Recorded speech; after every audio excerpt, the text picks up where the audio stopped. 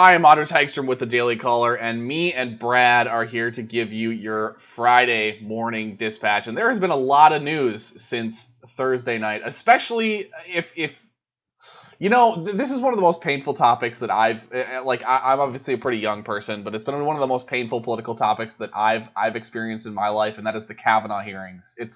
It was absolutely disgusting to watch. It almost made me want to just quit politics entirely. And now Democrats are trying to dredge it back up. Democratic senators are trying to revive the sexual misconduct allegations into Brett Kavanaugh, specifically through the FBI. I don't know why they want to drag this issue through the mud all over again when it's a done deal. This question has been asked and answered more times than I can count, and bringing it up again is it's almost nauseating to me. But Brad, what's the story here? What are the details? Yeah, Democrats are trying to prove that the FBI was in cahoots with the Trump administration, even though at every single turn, I don't know how much more proof the Democratic Party needs that the intelligence community and the wider federal, investigatory apparatus needs to be on their side. Now it just seems like they need to pledge their loyalty to the Democratic Party 24/7, or else the Democratic Party is going to come down with a sledgehammer on top of them, which is, the proper way to go about doing this type of politics. But the Senate Judiciary Committee, or specifically Democrats on that committee, demanded that the FBI hand over additional information related to the probe that it had into the Brett Kavanaugh allegations in 2018. This was Senator Sheldon Whitehouse and Chris Coons. They raised a series of questions about the FBI's handling of that probe, and they expressed particular concern that the FBI had received more than 4,500 tips and shared ones deemed relevant to former President Donald Trump's White House.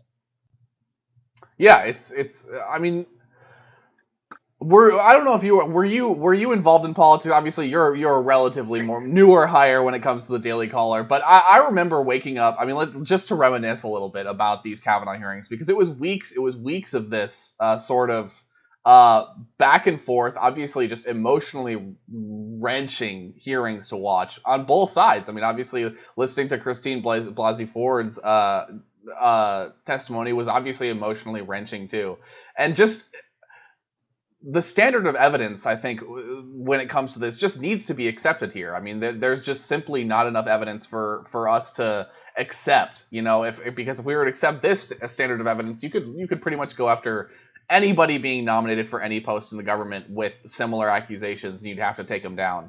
And so it's really sad to see Democrats stooping this low and dredging this up again, because again, this is one of the most fraught political questions of probably the last couple decades, in my mind, and it's hard to see it being dredged back up.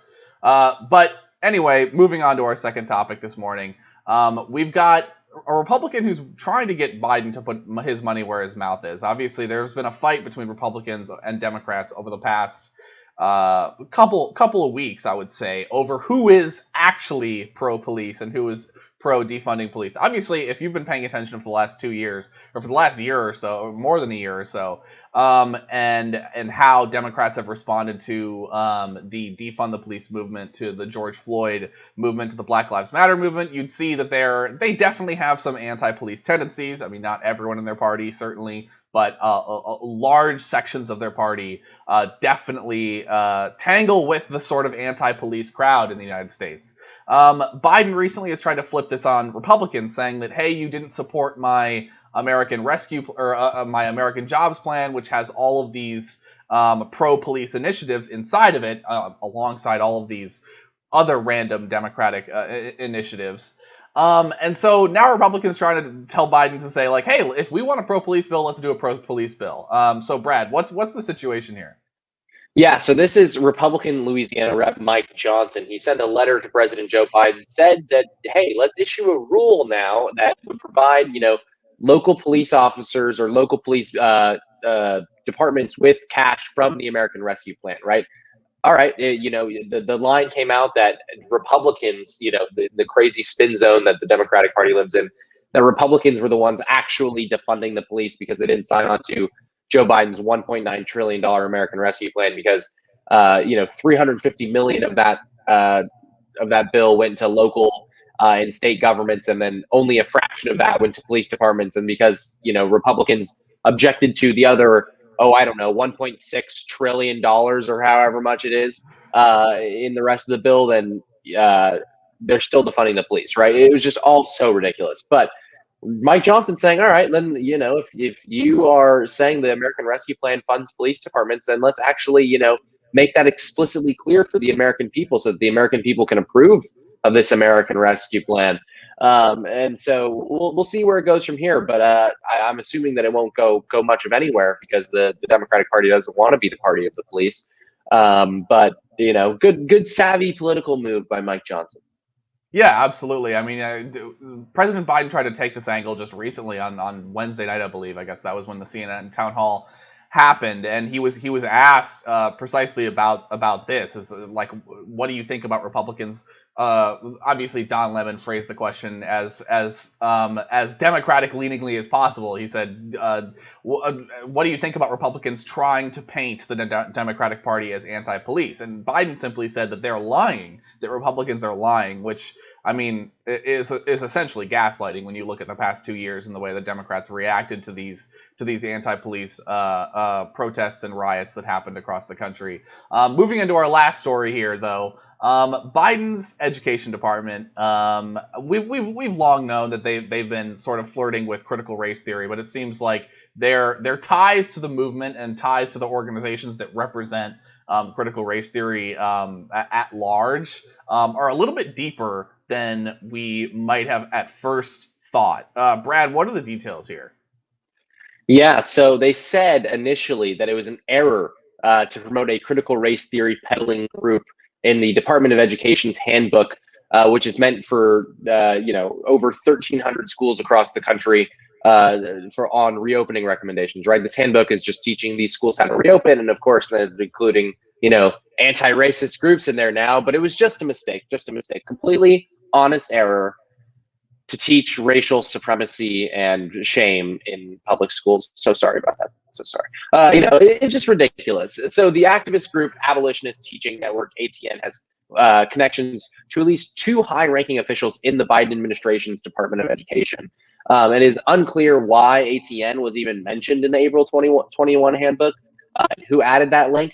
But nevertheless, it was there, and now the Biden administration is rightly getting raked over the coals for one of these connections. I mentioned the 2 people who are connected to this organization is the Department of Education Deputy Education Secretary Cindy Martin, who is in charge of the San Diego school system, and then Bettina Love.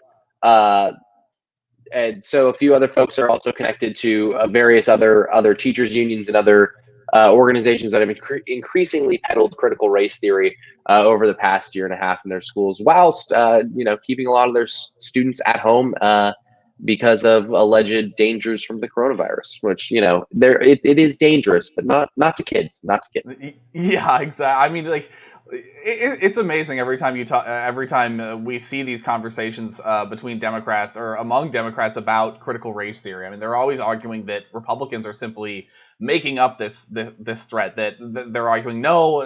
I mean, you've heard it from the teacher Randi Weingarten, the leader of the largest teachers union in the United States. She says simply that that CRT isn't being taught in schools, and it's like, look around. Like, you can't expect anybody to believe that when you're seeing Biden's Department of Education having these ties to these organizations.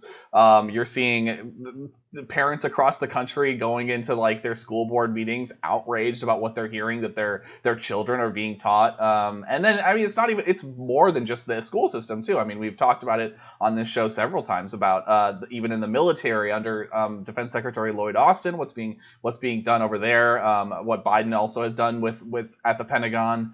And then in the corporate world as well. Obviously, there's no shortage of critical race theory sort of tendencies in American corporate, just the corporate industry and writ large. At least in the U.S. Once those corporations get outside the U.S., then they're not so much interested in critical race theory anymore. But it's a remarkable thing to watch the way that these Democrats try to swim around this issue and dodge around this issue. But it keeps coming back to it because, I mean, at the end of the day, this is something that they support and something that their movement is pushing onto voters and onto Americans in general. And it's something that we will definitely keep an eye on. So Patriots, thank you so much for watching.